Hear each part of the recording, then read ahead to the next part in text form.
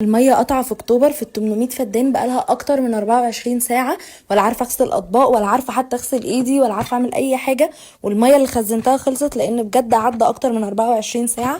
فيلا بينا كده نقوم نشوف هنعمل ايه. هي الميه جت النهارده الساعه 1 الظهر تقريبا. وانتي حبيبتي انتي وهي انتي كمان فزي كده، قومي معايا شوفي انتي هتعملي ايه، ما انا مش هعمل لوحدي وانتي قاعده. وده يوم في حياة بنت متجوزة وما عندهاش شغلة ولا مشغلة غير بيتها. غسلت كده المواعين، حطيت شوية في غسالة الأطباق، والباقي غسلته على ايديا وانا واقفة كده. وبجد الحنفية نفسها ما كانتش مصدقة ان هي اشتغلت. ده صوت الحنفيه بجد بجد، كان صوتها غريب قوي، عماله تزوم كده مش فاهمه كمالها يا حرام. كانت فرحانه بالميه، وبجد الحمد لله الحمد لله على ابسط النعم ان احنا عندنا ميه كده.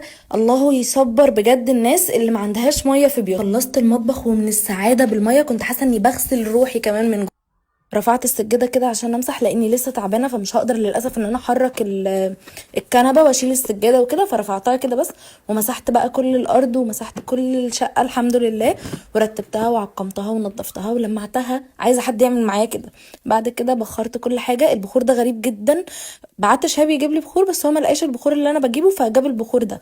هو غريب جدا جدا بس بيقعد وقت طويل وريحته غريبه برضه. المهم خلصت الحمد لله وكل حاجة بقت جميلة. قلت بقى اهتم بنفسي شوية، دخلت كده اخدت علاجي وفطرت.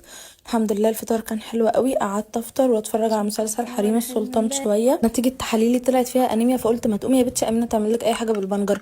فعملت العصير اللي كنت بعمله زمان، هو جزر وبنجر وبرتقان بضربهم في الخلاط من غير اي عسل ولا اي حاجه. بيبقى طعمهم حلو جدا وبجد بيدوا نضاره للبشره وحيويه للجسم.